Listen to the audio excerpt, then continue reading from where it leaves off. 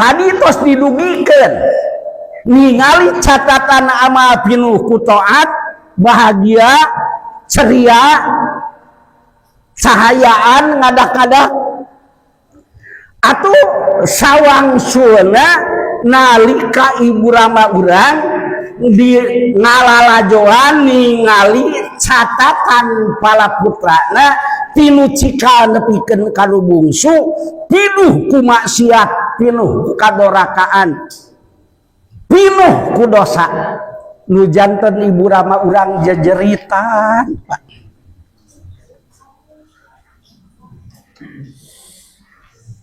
Ngarasa di nyeri-nyeri, nu janten ibu rama urang ngarasa digerihan manahna, ngarasa disakiti kuno jadi anakna, ngarasa dirolimi kuna jadi anakna.